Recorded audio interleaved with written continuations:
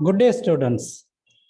After R.A.T.S, NEET or next, day 3.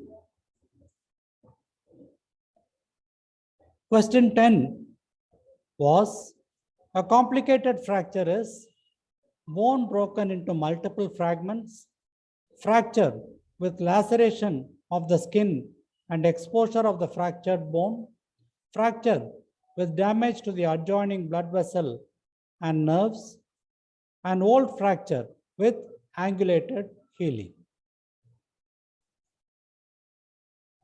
These are the references we are going to touch upon. The answer for the question is fracture with damage to the adjoining blood vessels and nerves. A fracture is simply defined as a break or a discontinuity in the bone. All of you know the different types of fractures. It is more of an orthopedic property, though pathology has touched it. And in this case, this is what we are seeing. This is a closed fracture, an open fracture where it juts into the exterior after lacerating the skin. A complicated fracture is either a nerve or a blood vessel or both, or caught in between, cut or crushed. And this is exactly what is happening in this. So this is one question.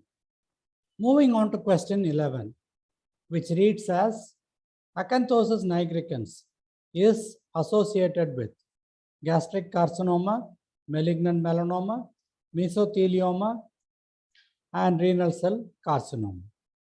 On my right, I am finding a patient with hyperpigmentation of the axillary region. The answer is gastric carcinoma. Acanthosis nigricans itself occurs in patients less than 40 years of age. There can be hyperpigmentation in the neck or axilla. Can be associated with diabetes type 2. There is an activation of insulin-like growth factors. Other endocrine diseases such as Addison's disease can coexist. Obesity, gastric malignancies are the other prototypes. This is an insulin resistance which leads to hyperinsulinemia. There is an insulin-like growth factor which progressively leads to the formation of the fibroblasts in the keratinocytes.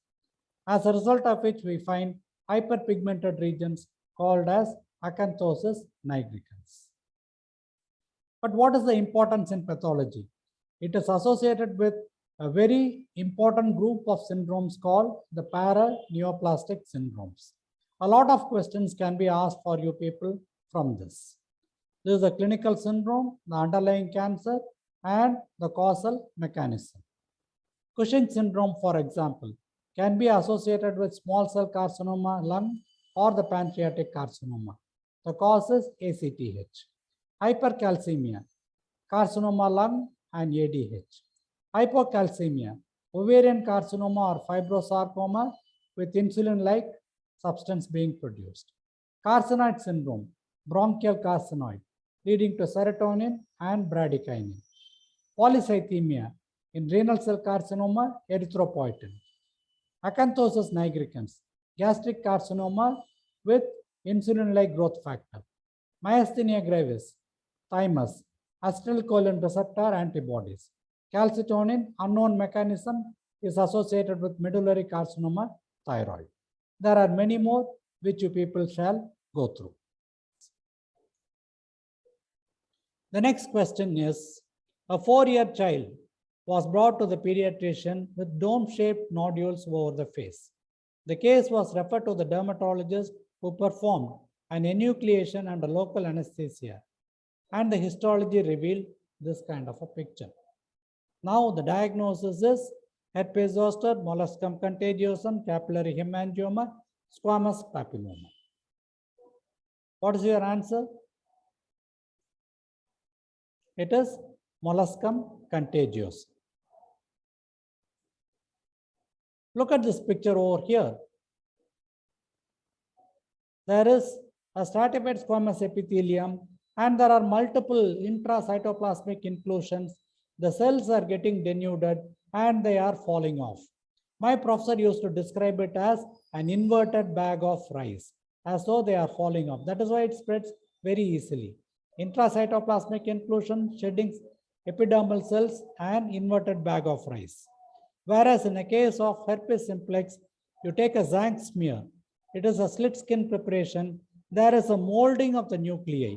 The nuclei are touching each other and there is a kind of a sharp edge between the adjoining nuclei.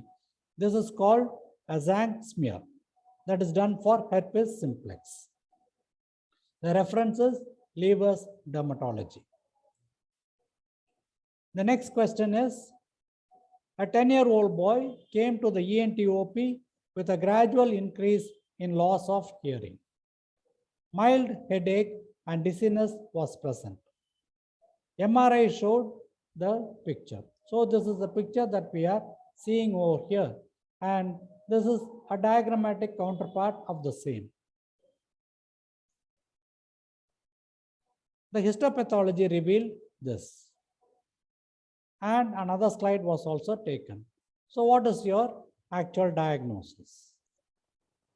Is it an astrocytoma, a schwannoma, neurofibroma, or a tuberculous granuloma? The answer is schwannoma. It is a benign nerve sheath tumor. Most common occurrence is vestibulocochlear. It is a capsulated tumor, and even when it occurs elsewhere, there is a restricted mobility because only perpendicular mobility is possible, and along the nerve there won't be any mobility. This is called restricted mobility. And there are cellular areas as well as acellular areas.